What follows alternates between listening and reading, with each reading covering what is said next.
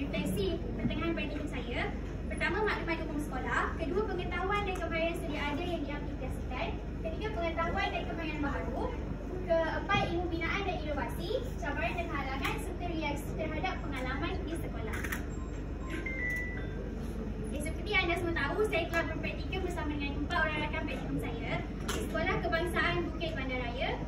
Guru besar di sekolah tersebut adalah Puan Rosmawati binti Ma'ali, merupakan sekolah TS25 kohort ke-7 dan bidang terakhir saya pendidikan Islam, bidang elektif bahasa Arab bersama dengan guru pembimbing Ustazah Mazli binti Darjat dan Ustazah Nur Dalila binti Cik Harun.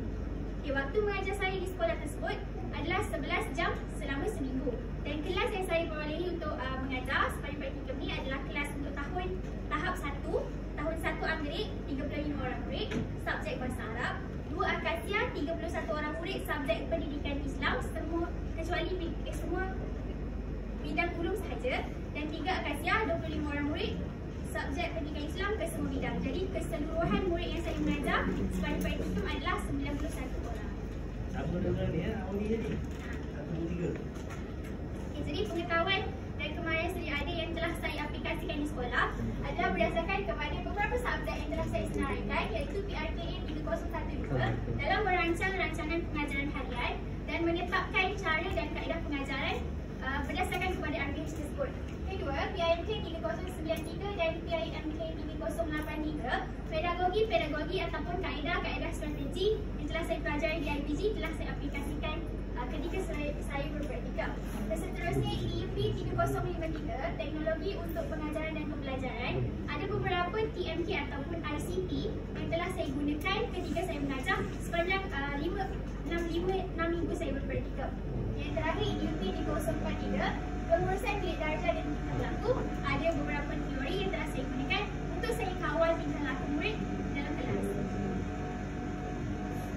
Seterusnya, strategi pengajaran. Semua orang mengguna strategi membesarkan murid, guru dan bahan. Kadang-kadang dalam satu kelas kita akan combine ketiga-tiga strategi ni. Sebab di dalam satu masa juga kita hanya gunakan 2 strategi. Contoh, strategi membesarkan guru dan strategi membesarkan bahan.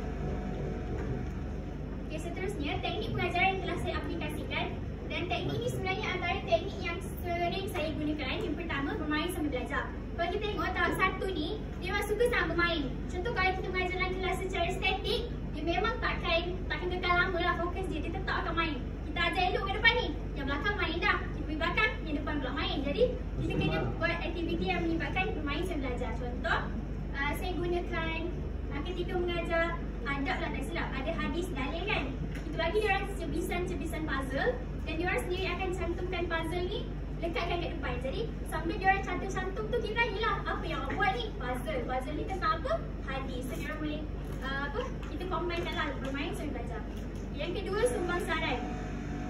Sumbang saran ni selalu saya gunakan dalam ketika melakukan set induksi. Contoh, kita buat dalam tajuk surah Al-As. Kita bawa jam betul kan? Kita tunjuk. Okey, ni apa? Budak akan jawab lah. Jam loceng, jam apa lah, jam lah kan?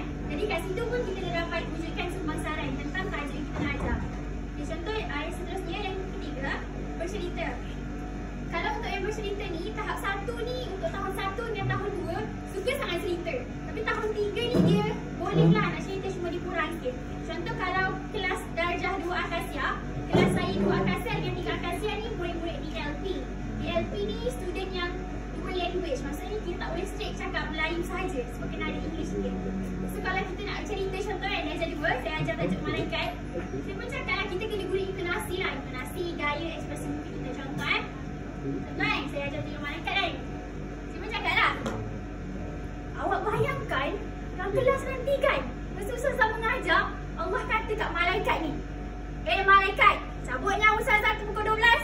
Jadi budak-budak tu macam, jangan Ustazah. Dan budak tu akan tunjukkan ekspresi. Maksudnya, bila kita mengajar, kita dapat ekspresi ataupun respon daripada budak. Itu menunjukkan kita punya cara tu sesuai lah dengan bidang yang kita ajar tu.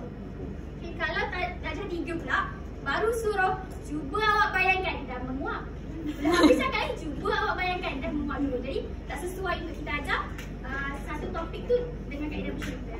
Yang seterusnya adalah kaedah didik hibur. Kaedah didik hibur ni, saya lebih fokuskan kepada kaedah nyanyian sebenarnya. Sebab tahap 1 lagu. Yang satu sebab saya suka diri ibu nyanyian. Sebab saya rasa bila saya kat luar, suara saya tak sedap. Tapi bila saya masuk kelas, saya punya suara auto sedap. Kita tak tahu. Sebab bila kita mengajar dalam kelas kan, bila kita nyanyi dalam kelas kan, kita nyanyi biasa je. Tapi budak kat belakang, dari belakang, sedapnya suara Ustazah. Kita nyanyi biasa je. Dia budak suka. Masanya, bila kita mengajar sambil kita nyanyi, kita bukan kita shock sendiri lah nyanyi seseorang kan. Kita ajak kita ajak budak nyanyi sekali. Jadi budak suka. Okay, contoh kan. Nak sangat dengar. Okay, contoh. Sambil belajar kan, huruf dalam bahasa Arab. Tapi nyanyi bahasa Melayu lah. Sebab ni bukan kelas, jadi suara tak sedap lah. Dalam kelas sedap. Contoh belajar huruf Ain. Ada dua perut, tapi tiada mata. Agak-agaknya huruf apa ya? Oh, rupa-rupanya itu huruf Ain. Ada dua perut, tapi tiada mata. Kalau buat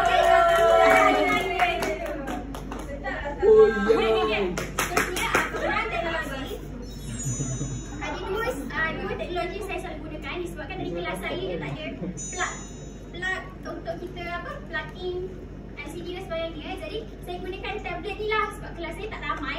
Jadi bila saya tunjuk tu dia nampak je lah. Macam contoh yang ni online stopwatch macam dokumen punya tadi, kita ambil random name daripada aplikasi ni. Ataupun daripada aplikasi ni juga kita boleh jadikan timer. So budak akan, bila kita buat timer bom kan contohnya kan, habis je masa aku beli bom, budak-budak ni macam cepat dah nak habis masa, siap kan macam tu. Jadi kita rasa seronok lah sebab budak pun faham apa yang kita nak sampaikan. Yang kedua, yang biasa adalah YouTube. Seterusnya pengetahuan dan kemahiran baru yang saya perolehi. Yang pertama, mengetahui dan mengkaji strategi pengajaran sesuai dengan tahap murid. Sebab bila kita ke sekolah, sebenarnya practically kita try and error. Kaedah sesuai. Contoh kalau tadi bercerita kan, tak semua tahap sesuai. Jadi kita try and error lah sebenarnya bila kita pergi sekolah. Kedua, melibatkan diri dalam program sekolah dan mengetahui tata cara pengendalian program. Contoh macam masa yang pasang bendera tu kan, tu betul-betul lah bukan tiba-tiba punya pasang. Memang betul-betul pasang panjat, stapler bendera. Memang kita praktikumnya memang dilibatkan lah dengan pemasangan bendera dan sebagainya. Lagi merdeka kan, pelawak saya itu. Dan sebelah tu adalah kita orang pelakon masa Ambang Merdeka. Yang ketiga, tata cara menghadiri mesyuarat bersama guru-guru. Sepanjang berpraktikum, ada banyak sangat siri-siri mesyuarat bersama guru yang kami kena hadiri. Walaupun ada kaitan pun dengan kita, tapi kita kena datang juga. So kat situ kita banyak expose lah dengan benda-benda baru dan cara cikgu mengendalikan mesyuarat. Jadi yang terakhir, pengendalian bilik darjah. Yang ni saya fokuskan kepada kelas relief. Contoh masa first week dapat kelas relief, cik fikir dia macam spontan tau, macam siapa cikgu praktikum yang tak ada kelas, mana nak relief. Jadi kita macam time tu tak tahu nak buat apa kan, macam blank lah nak buat apa ni kelas relief. Tapi bila dah biasa, kita tahulah bila masuk relief tahap 1, aktiviti maybe aktiviti berwarna, word search. Tapi kalau tahap 2 maybe aktiviti soal-soal ayat Al-Quran ke macam tu lah. Okay, seterusnya isu pertama yang saya bawakan hari ini adalah isu kesisiran murid dalam pelaksanaan aktiviti individu. Saya fokus kepada tahun 2 dan tahun 3. Sebab bila saya buat aktiviti secara individu, contoh kita bagi lembaran kerja ataupun tugasan murid-murid buat secara individu, dia akan ambil masa yang lama. Okay, kalau tahap 1 biasalah kan, bila kita bagi tugasan tahap 1, kita bagilah kertas okay, ni Ustazah nak awak buat dalam masa 5 minit Ustazah tahu siap. Tapi apa yang siap? Ustazah boleh saya share pen dekat luar? Ustazah saya nak pergi tandas. Ustazah 5 minit tu je, habis macam tu je. Jadi kita tak boleh bagi aktiviti yang individu ni dekat murid-murid masa awal kelas. Contoh kalau aktiviti individu untuk hujung kelas, tak apalah sebagai latihan pengukuhan. Ini contoh saya bagi murid tahun 2. Kita suruh dia letakkan kepentingan ilmu fardu ain atau kifayah. Nak buat benda ni pun lama. Padahal ada jawapan kan. Tapi budak ambil masa yang lama. Sebab dia nak tanya, dia mesti akan tanya kawan dia kat sebelah. Weh, betul tak weh? Ni letak kat sini kan? Ni padankan ke? Warnakan ke apa? Jadi ambil masa yang lama untuk kita habiskan proses pembelajaran itu. Okay, isu yang kedua, murid hilang fokus ketika belajar. Ni saya fokuskan kepada tahun 1. So bila kita mengajar 1.5 jam sangat lama. Dan lagi mengajar bahasa Arab. Betul tak? Kan? Bahasa Arab dah lah benda yang sama, huruf apa saya buat? Saya akan buat sama ada aktiviti nyanyian, cheers, kiraan masa ataupun aktiviti yang melibatkan variasi. Contohnya dalam video ini.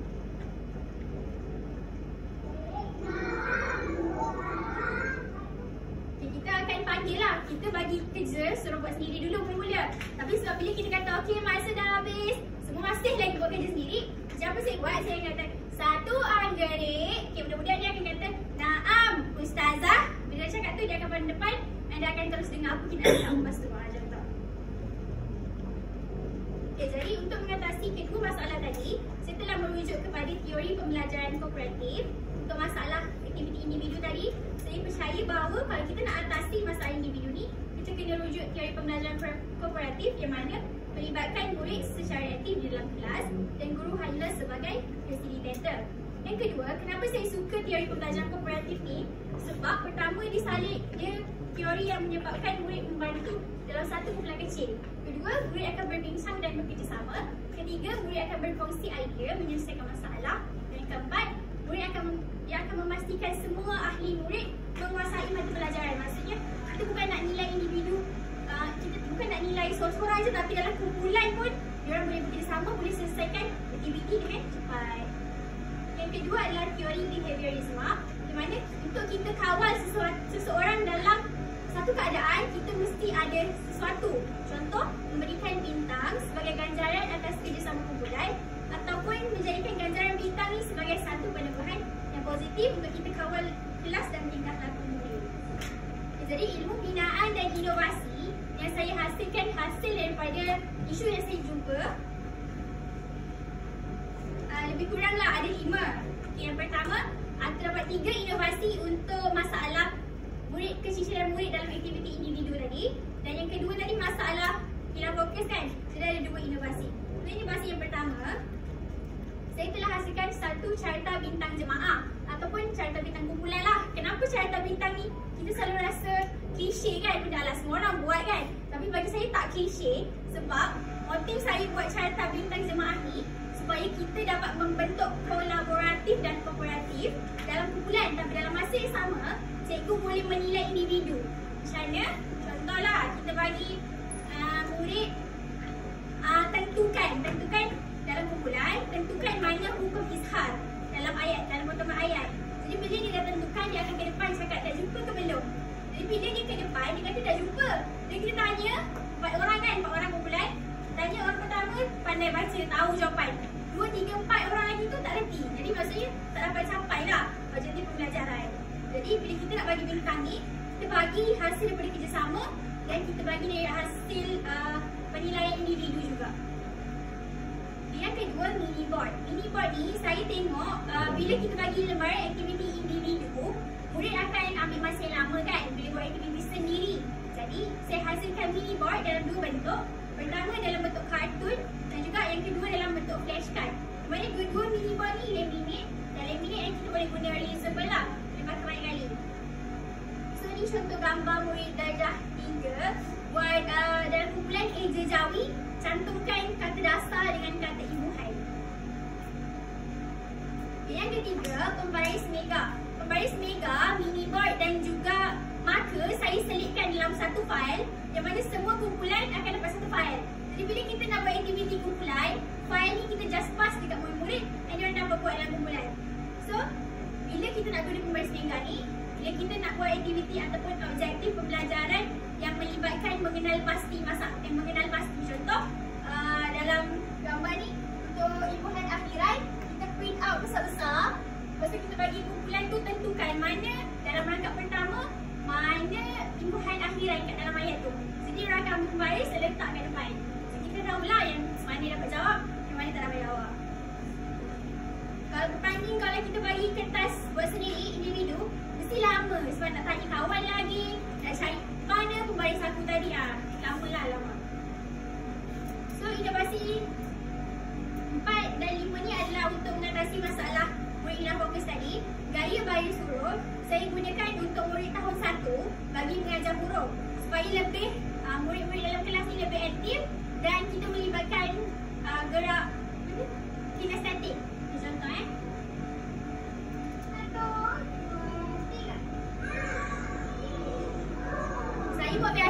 Saya buat biasa je dalam kelas, tak over macam ni. Daripada darjah 1 kan, kita buat sikit, buat lebih. Macam tu lah. Tapi yang menariknya kelas tahun 1 salah satu angkat saya, ada budak depan ni. Daripada ni masalah penglihatan. Daripada dia Firas. Dia masalah penglihatan tau. Dia duduk depan sekali. Tapi bila kita soal dia boleh jawab. Dia jenis yang macam ni. Bila kita cerita, dia kurang sikit minat. Tapi bila kita bagi aktiviti pergerakan, gunting-gunting, ada suka dia boleh buat. Yalah. Dan yang terakhir, lirik lagu Izhar Khalqi ni untuk darjah 3. Darjah 3, kaedah didik ibu juga. Di mana macam tadi saya cakap lah, bila kat kelas kita rasa suara kita dah paling sedap. Kita nyanyilah burung mana pun tetap sedap dalam kelas. Jadi contohnya lagu Izhar Khalqi, kita tukar lirik daripada lagu Bingo. Pernah dengar tak? Lagu Bingo kan Bingo tu. Contoh Izhar Khalqi dibaca terang. Ada 6 huruf Hamzah, Ha, Ain, Ha, Lin dan juga Ha. Inilah dia huruf Izhar Khalqi. Tapi sambil kita nyanyi tu, sambil kita buat pergerakan lah. Tapi masalahnya kat sini, bila kita buat pergerakan yang salah, akan menyampaikan info yang salah kat murid. Contoh saya tanya ibu darjah 3. Rukun iman ada berapa? Rukun iman ada berapa awak? Ibu cakap 1. Ha? Rukun iman 1? Dah Ustazah tunjuk 1. Saya tanya rukun iman ada berapa dekat awak. Tapi dia salah tafsir. Jadi gaya kita bercakap pun penting juga. Dan juga inilah gaya kita nyanyi. Saya tak buat lagi. Dan seterusnya, jadi cabaran dan halangan daripada sepanjang saya pergi ke ni, pertama, kekurangan penggunaan TMK. Jadi saya cakap hanya gunakan YouTube dan juga apps di dalam tablet. Yang kedua, penggunaan bahasa Melayu yang betul-betul. Sebab kelas yang saya mengajar ni kelas DLP. Jadi dia tak ada yang tak fasih berbahasa Melayu, kita terpaksa cakap English juga. Yang ketiga, tempoh pengajaran tidak mencukupi. Sebabnya tadi tu lah ada isu-isu dalaman kan. Isu dalaman tu macam tadi lah. Cikgu saya nak kita ni Adi budak dia 1. Kita dah habis tadi nak habis kelas. Dia baru mula. So dia pun cakap, Ustazah boleh tak saya keluar dulu? Kenapa? Mana kita kelas ke? Saya nak keluar kejap, kawan saya kat luar. Tak payah, duduk dulu. Ustazah baru masuk ni. So nanti 5 minit dia datang lagi. Ustazah, saya rasa kawan saya dia tak masuk kelas lah. Lepas tu dia pergi mana? Saya rasa dia pergi tandas. Tunggu dulu, nanti kawan awak balik. Datang lagi sekali. Ustazah, saya rasa kawan saya hilang lah. Saya kena cari. Saya takut dia kena colik Ustazah. Tak, awak duduk nanti Ustazah cari. Geram je rasa. Tapi itulah pada darjah 1. Jadi saya rasa sepanjang saya berpraktikum ni, guru-guru di Sekolah Kebahasaan Bukit Bandaraya dia sangat membantu, sangat ramah. Dan juga aktiviti berkumpulan yang tadi saya senaraikan tu dapat meningkatkan motivasi murid secara berkumpulan. Dan setengah PDP tidak berjalan seperti dirancang kerana isu dalaman tadi. Jadi sebagai kesimpulannya, saya rasa ada 2 matlamat bila kita menjadi guru. Pertama, kita mengajar hingga murid menguasai. Kita ajar sampai murid faham. Kedua, kita mengejar saham duniawi dan ukhrawi. Sebab kita mengajar, bukan kita nak dia pandai je dekat dunia, tapi dia boleh habis aplikasikan apa yang kita ajar tu sampai jadi saham akhirat kita nanti. Sekian, terima kasih.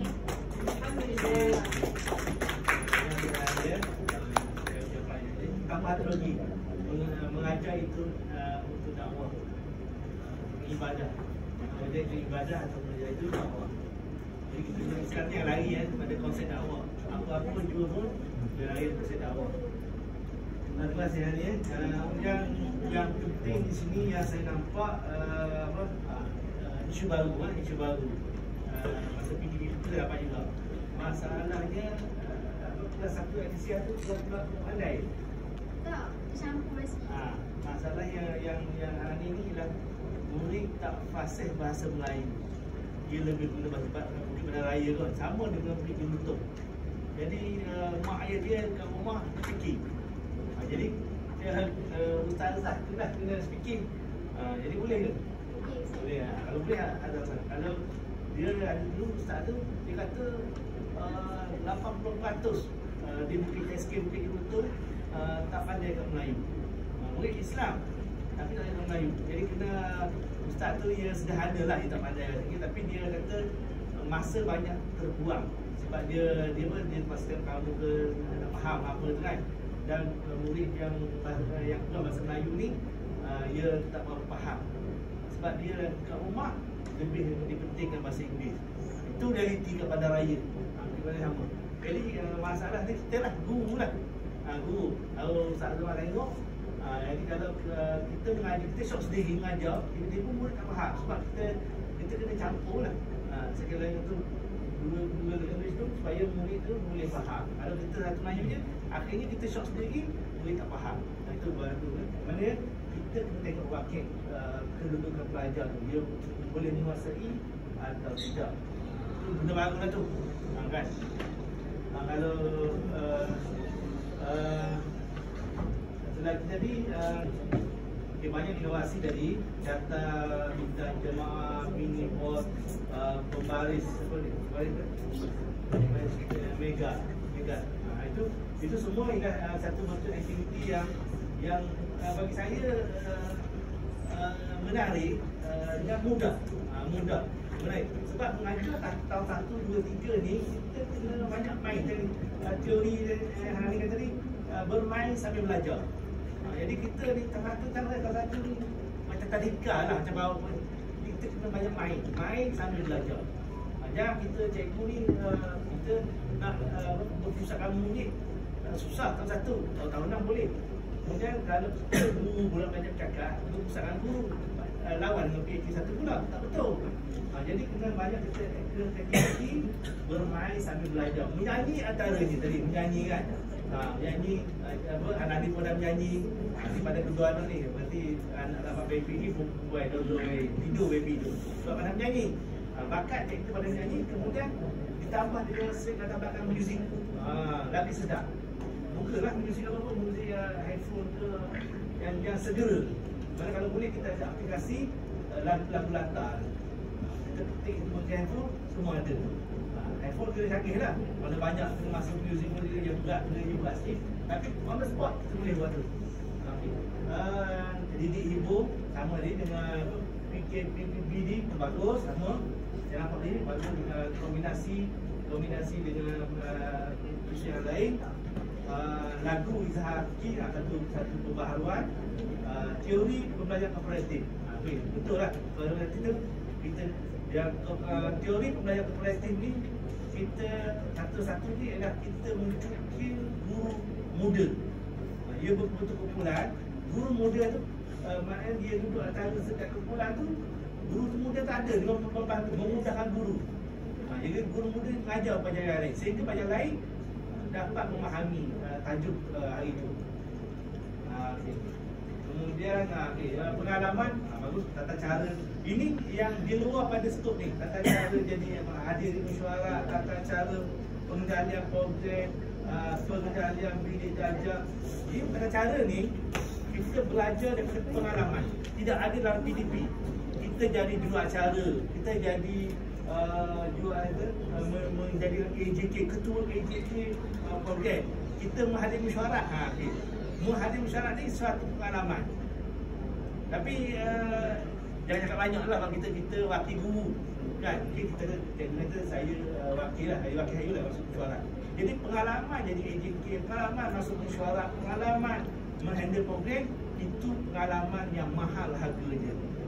Lebih-lebih kan, maknanya bagi saya guru ni nampak kita ni credibility. Kita boleh mampu mengendali program. Kita jadi ketua, ibu ketua. Itu maknanya pengharapan guru. Mana suatu kelebihan.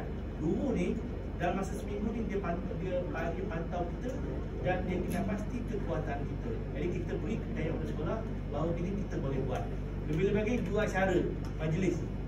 Macam ni lah jadi tangga pencuti tadi di berceramah. Satu berceramah tu memang bidang kita ni jadi pengacara. Kalau hari ni boleh hari ni kan biasa dia MC kat sekolah, dia tunjuk bakat dia MC, sekolah kata tu ni boleh guna untuk sekolah. Jadi kembangkan semua pengalaman yang di luar daripada bilik darjah, tapi pengalaman itu diberi oleh pihak sekolah pada kepercayaan. Jadi isu kamu tu, kamu tentang keciciran aja macam mana? Keciciran macam mana? Dia tertinggal, tak dapat buat sampai habis. Jadi masa belajar, masa belajar. Dia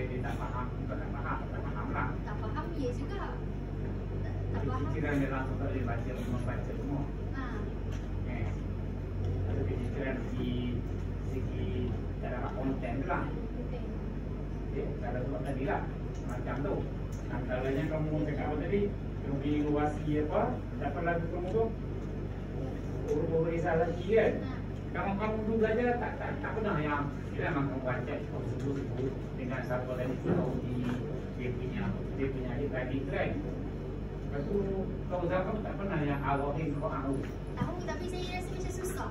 Betul. Lepas tu bagus kan. Kamu jangan tinggalkan. Itu yang dia orang dulu. Kan kamu sebut satu kan adik semua orang kata adik enam tu.